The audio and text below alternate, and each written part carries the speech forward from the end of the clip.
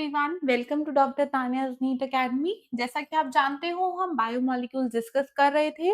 Last video में हमने उसके कुछ पीवाईक्यूज डिस्कस करे थे एंड सिंस नीट का एग्जाम बहुत जल्दी आने वाला है, तो इसलिए मैंने डिसाइड करा है कि मैं पीवाईक्यूज के अलग अलग सेपरेट वीडियोस बनाऊंगी। तो आज हम पीवाईक्यूज डिस्कस करते हैं बायोमोलिक्यूल्स के। So let's start with today's class. सबसे पहला question, which one of the following is a non-reducing carbohydrate? इनमें से कौन सा non-reducing carbohydrate होता है? अगर आपको याद हो, मैंने लास्ट क्लास में भी एक क्वेश्चन कराया था जिसमें था मोनोसेक्राइड्स आर ऑलवेज रिड्यूसिंग, क्योंकि जो एनोमेरिक कार्बन है ना, अगर एनोमेरिक कार्बन पे OH लगा है और वो OH फ्री है तो उसको रिड्यूसिंग बोलते हैं। अगर एनोमेरिक कार्बन का OH फ्री नहीं है तो नॉन रिड्यूसिंग है। तो सारे मोनोसेक्राइड सिर्फ एक ही मॉलिक्यूल के बने होते हैं तो उनका एनोमेरिक कार्बन फ्री होगा, so they are reducing in nature. अब आते हैं डाइसेक्राइड पे। डाइसेक्राइड में दो कार्बोहाइड्रेट मॉलिक्यूल जुड़ के आपका एक डाइसेक्राइड बनाता है। तो अगर दोनों में से किसी भी एक का भी अगर एनोमेरिक कार्बन फ्री है देन इट इज रिड्यूसिंग। अगर दोनों के दोनों अगर हमारे एनोमेरिक कार्बन से जुड़े हुए हैं then that would be non reducing. तो आपको याद होगा, मैंने बायोमोलिक्यूल्स में पढ़ाया था, क्या पढ़ाया था कि हमारा सुक्रोज जो है ये एक ऐसा डाइसेक्राइड है विच इज रिड्यूसिंग नहीं है, वो नॉन रिड्यूसिंग है। उसके अलावा हमने मैल्टोज और लैक्टोज पढ़ा था, both were reducing in nature. याद है? आई होप याद होगा।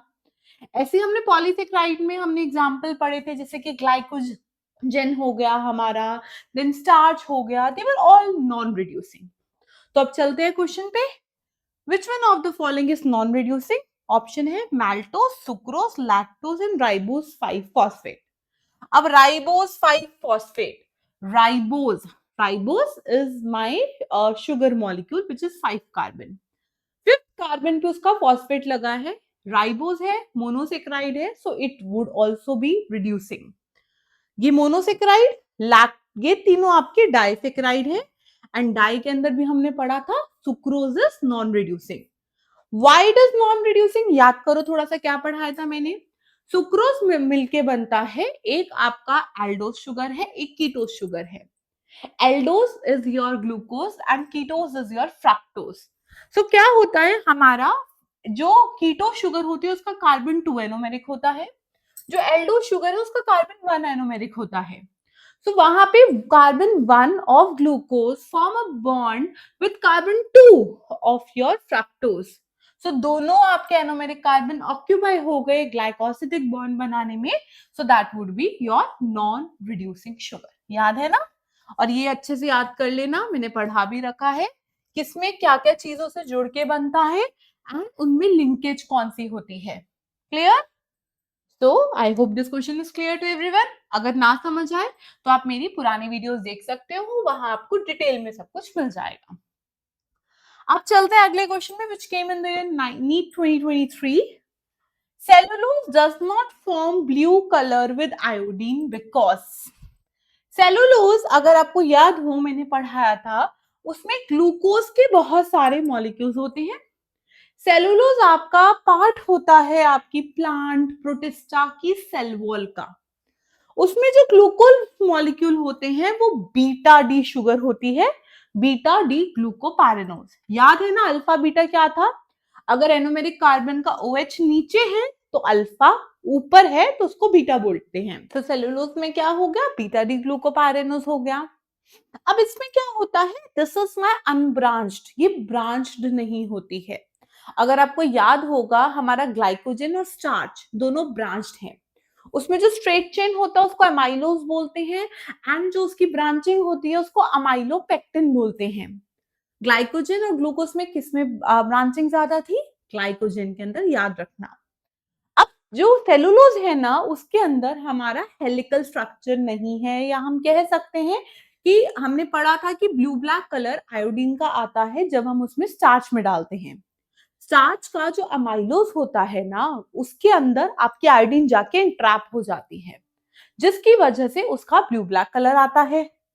तो अब हमारे ऑप्शन है cellulose does not form blue black colour with iodine because it's a helical structure.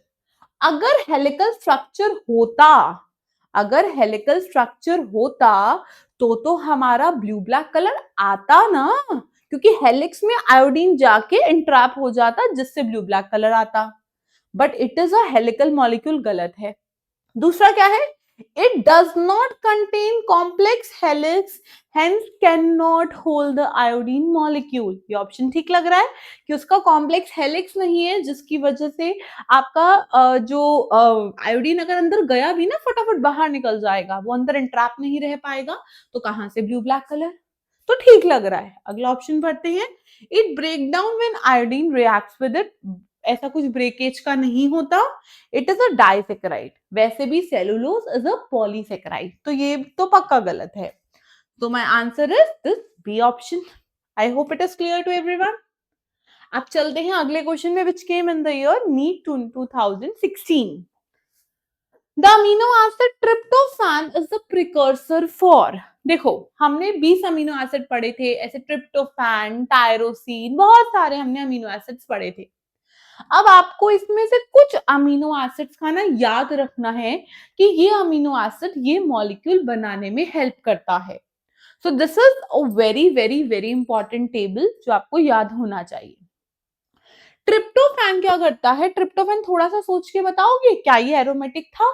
हमने एरोमेटिक में 3 पढ़े थे, फिनाइलएलानिन, टायरोसिन एंड ट्रिप्टोफैन। तो जो ट्रिप्टोफैन होता है ना, वो आपका सेरोटोनिन बनाने में हेल्प करता है। Sorry, just a minute. हाँ, ट्रिप्टोफैन आपका सेरोटोनिन बनाने में हेल्प करता है। ये एक न्यूरोट्रांसमीटर है। सेरोटोनिन सुना होगा आपने, एक्साइटेशन, एक्साइटेशन का आपका हार्मोन होता है जो एक्साइटेशन हेल्प में काम कराता है। अगला एक है मेलेटोनिन, एक होता है मेलेनिन, एक होता है मेलेटोनिन। ये सब चीजें आप पढ़ोगे डिटेल में जब आप अपना ह्यूमन फिजियोलॉजी पे आओगे ना, उसपे। मेलेनिन जो जैसे ब्लैक ब्लैक कलर के स्पॉट्स हो जाते हैं ना, black colour, that is due to melanin. And melatonin is a sleep regulator, ये स्लीप को रेगुलेट करने में यूज होता है। Niacin is a vitamin B 3। ऐसे ही विटामिन बी के बहुत सारे टाइप होते हैं। तो हमारा बी 1 होता है थायमीन, थायमीन, बी 2 होता है हमारा राइबोफ्लेविन, ऐसे ही बी 3 होता है नियासिन। तो याद रखना, ट्रिप्टोफैन इन सब चीजों को बनाते हैं। देन जो टायरोसिन होता है ना, वो हमारा हेल्प करता है कैटेकोलामीन्स को बनाने में। It will help in making the catecholamines. What are catecholamines? Catechol plus amine. Catechol का मतलब होता है, अगर आपको पता हो, ये आपकी, अगर आप ऑर्गेनिक केमिस्ट्री आप जानते हो, OH और OH, दिस इज कैटिकोल। एंड इसके ऊपर अगर कुछ NH2 से लिंक चीज है, उसको कैटेकोलामीन बोलेंगे। तो आप जब ह्यूमन फिजियोलॉजी पढ़ोगे, वहां पढ़ोगे एपिनेफ्रिन, नॉरएपिनेफ्रिन, डोपा, ये जो सारी चीजें है ना, दीज आर कैटेकोलामीन। तो इनको बनाने में हमारा टायरोसिन हेल्प करता है। साथ में हमारे थायराइड के हार्मोन पढ़ोगे, T3 T4, वो आपके टायरोसिन से बनते हैं। And then melanin which is a black colour producing element, ये पता होना चाहिए। अगला हिस्टिडिन, एक अमीनो एसिड पढ़ा था, हिस्टिडिन। हिस्टिडिन हिस्टामीन बनाने में हेल्प करता है। It is a allergic response. जब एलर्जी के बारे में आप पढ़ोगे ना इम्यूनिटी में, वहां पे एलर्जिक रिस्पॉन्स में हिस्टामिन का नाम सुनोगे। So histamine is produced from histidine. Then एक होता है ग्लूटामीन। ग्लूटामीन पढ़ा था ना, ग्लूटामिक एसिड पढ़ा था, और ग्लूटामिक एसिड में COH था। अगर उस COH को CONH2 में कन्वर्ट कर देंगे, that would become a glutamine. तो ग्लूटामिन हेल्प करता है आपके प्यूरिन्स बनाने में। अभी जब मैं अगला टॉपिक आपको पढ़ाऊंगी ना, न्यूक्लिक एसिड बायोमोलिक्यूल में, वहां मैं पढ़ाऊंगी गैप। G से गुआनिन, A से एडेनिन, P से प्यूरिन। सो आपके जो न्यूक्लिक एसिड होते हैं, उसमें नाइट्रोजनस बेसेस होते हैं। नाइट्रोजनस बेसिस 2 टाइप के होते हैं, एक होता है प्यूरीन, एक होता है पिरिमिडीन। जो प्यूरीन है वो गुआनिन एडेनिन है, और पिरिमिडीन आपके साइटोसिन, थाइमिन और यूरासिल, ये होते हैं। तो ग्लूटामिन हेल्प करता है प्यूरीन्स की formation which is adenine and guanine. And GABA, GABA is a neurotransmitter, वो आपका हेल्प करता है ग्लूटामिन से। देन ग्लाइसिन आपने पढ़ा था, सिंपलेस्ट अमीनो एसिड, ये आपका जो हीमोग्लोबिन होता है ना, हीमोग्लोबिन को बनाने में हेल्प करता है आपका ग्लाइसिन। एंड पोरफायरिन रिंग्स होती हैं, उनको बनाने में हेल्प करता है। सो ये थोड़ा लर्निंग बेस्ड क्वेश्चन था। ये मैंने मेजर जितने भी टाइप्स हैं मैंने उनको ऐड कर दिया है। इतना करोगे that is more than sufficient. अब चलता है क्वेश्चन पे। ट्रिप्टोफैन से मेलेटोनिन एंड सेरोटोनिन अभी हमने पढ़ा है ना, तो ये आंसर हो गया। ये thyroxine, triiodothyronine, they are thyroid hormone, ये आपके टायरोसिन से बनते हैं। ठीक है, ये सारे आपके स्टेरॉइडल है, ये स्टेरॉइड की किसी चीज से बनेंगे, ये इनसे नहीं बनेंगे, फैट्स वगैरह लिपिड से डिराइव्ड होते हैं। सो दिस इज द क्वेश्चन। अगले क्वेश्चन पे चलते हैं। विच one of the following statement is wrong? गलत क्या है इसमें से? सेलुलोज एक पॉलीसेकेराइड है, अभी पढ़ा, दिस इज करेक्ट। ग्लाइसिन, अच्छा चलो यहां जो सुक्रोज इज अ डाइसेकेराइड हमें पता है, करेक्ट है। ग्लाइसिन याद करो क्या पढ़ाया था मैंने, glycine is the simplest amino acid, उसमें जो चौथा हमारा मॉलिक्यूल होता है ना कार्बन के ऊपर जो अटैचमेंट होती है वो भी हाइड्रोजन होती है। So glycine was a chiral amino acid. Sulphur होता है? नो, इसके अंदर सल्फर नहीं होता। सल्फर कंटेनिंग हमने दो पढ़े थे, एक हमने पढ़ा था सिस्टीन और एक हमने पढ़ा था methionine. So these two are your sulphur containing amino acid. एक और ऑप्शन पढ़ लेते हैं, यूरासिल इज अ पिरिमिडिन, अभी पढ़ाया मैंने, nitrogenous bases purine pyrimidine. Purine में gap, guanine adenine purine, so purine guanine adenine होता है। पिरिमिडिन के अंदर cytosine, thymine, uracil. So this is correct. तो हमारा आंसर आ गया, कंप्लीट होता है। अब चलते हैं अगले क्वेश्चन में, बहुत अच्छा क्वेश्चन है, this came in the year NEET 2013। पढ़ते हैं। The figure show a hypothetical tetrapeptide. Tetrapeptide मतलब 4 अमीनो एसिड से जुड़ के बना है। Portion of a protein with label A B C D से लेबल है। Which one of the following option is correct? A is a sulphur containing amino acid methionine. A sulphur containing methionine होता है, ये correct है। But क्या इस ए के अंदर सल्फर है? नहीं है। CH, इधर COH, इधर NH2, इधर CH2OH। CH2OH याद करो क्या था, बताओ जल्दी कौन सा था, याद करना, और ना याद आए तो वीडियो देख लेना, याद आ जाएगा। तो this is wrong. D is the acidic amino acid glutamic acid. D NHCOH CH2 CH2 CH2 COH, ये एसिडिक तो है, लेकिन टू बी मोर प्रिसाइज इसमें गलती है। मैंने आपको बोला था दो COH के बीच में 3 CH2 लगे होते हैं, दैट वाज ग्लूटारिक एसिड। और एक COH के साथ वाले कार्बन पे अगर NH2 लगा दूंगी तो वो ग्लूटामिक एसिड बन जाएगा। तो आप देखो CH COH NH2। अब इसमें ना ये गलती है कि ये एक CH2 एक्स्ट्रा है, वैसे तो ऐसा कोई भी अमीनो एसिड नहीं होता। अगर 3 CH है बीच में तो ग्लूटामिक एसिड, 2 है तो एस्पार्टिक एसिड, ऐसा कुछ होता नहीं है। बट बाकी ऑप्शन देख लेते हैं, क्योंकि मे भी ऐसा हो सकता है कि इसके अंदर थोड़ा सा गलती से उन्होंने CH2 एक्स्ट्रा डाल दिया हो। तो वैसे तो ऐसे क्वेश्चन को चैलेंज भी किया जा सकता है अगर ये ऑप्शन आया। चलते हैं। C is the aromatic amino acid tryptophan. Tryptophan aromatic होता है, ये ठीक है, बट याद करो दिस इज माय टायरोसिन, ये टायरोसिन है, ये ट्रिप्टोफैन नहीं है, तो ये भी गलत। A is the C terminal and D is the N terminal. मैंने क्या कहा था, सबसे पहला amino acid which is left side is your N terminal and right side is your C terminal. So A should be N terminal and D should be your C terminal, और यहां ऐसा उल्टा लिखा है, चेक भी कर लो, यहां पर टर्मिनल में N है, so it is N terminal, it is C terminal। वैसे तो चारों ऑप्शन गलत हैं, बट मैंने आपको ये बता दिया कि ग्लूटामिक एसिड इसमें बेस्ट पॉसिबल है, उनसे उन्होंने गलती से CH2 ऐड कर दिया है। But yes, we can challenge these type of question because ideally this is wrong। तो बट अगर करना पड़े तो we will mark B as the option. I hope ये क्वेश्चन क्लियर है, बहुत अच्छा क्वेश्चन था, ये भी बढ़िया क्वेश्चन है। इस पे आते हैं। विच one of the following correctly represent the structural formula of basic amino acid? कितने पढ़े थे बेसिक अमीनो एसिड? हमने 3 पढ़े थे। कौन कौन से पढ़े थे, थोड़ा याद करो, होमवर्क है आपका, याद करके आना, ठीक है। लाइसिन था, एक आर्जिनिन था और एक हिस्टामिन था। ये 3 आपके बेसिक अमीनो एसिड थे। अब देखते हैं ए बी सी डी। देखो ये तो सब में सेम है। अब आप देखो इसमें CH2OH है, ये बेसिक नहीं है। इसमें CH2NH2 है, चलो NH2 है, लेकिन ये तो अमीनो एसिड ही नहीं है। कौन सा अमीनो एसिड है? कौन से अमीनो एसिड में COH भी तो होना चाहिए, COH से जुड़ा ही नहीं हुआ, तो ये तो अमीनो एसिड ही नहीं है। अगले पे चलो, COH NH2 CH, और ये आपका याद आ रहा होगा 1 2 3 4, 4 आपको मैंने याद कराया था, leucine, leucine and lysine. Leucine के अंदर आइसोब्यूटाइल होता है, इसके अंदर भी ब्यूटाइल होता है, तो बी हमारा है, बेसिक है। अगले पे चलते हैं, CH2 COOH, याद करो कौन सा था, ये हमारा 3 कार्बन है ना, दिस वाज ग्लूटामिक एसिड, ये एसिडिक है, बेसिक नहीं है, so D is the correct. अब ये मत सोच देना, डी को फटाफट मार्क कर दो, डी में बी ऑप्शन है, ये जानबूझ के उन्होंने ऐसा दिया आपको कंफ्यूज करने के लिए, डी को ही मार्क करना। Clear? I hope this question is clear to everyone.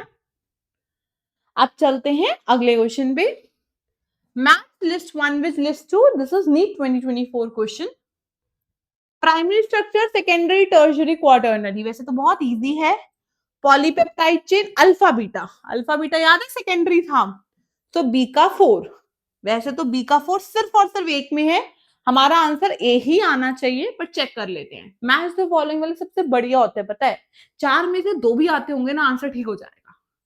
अगला देखो, डाइसल्फाइड ह्यूमन, इसमें थोड़ा सा वो है, एक टाइपोलॉजिकल एरर है, ह्यूमन हीमोग्लोबिन, याद है ना, हीमोग्लोबिन पढ़ाया था, ये क्वाटर्नरी है, इसमें 2 अल्फा हेलिक्स है, 2 आपकी अल्फा यूनिट्स है और 2 आपकी बीटा यूनिट्स है, so D would be 1, D would be 1, सही लिखा हुआ है।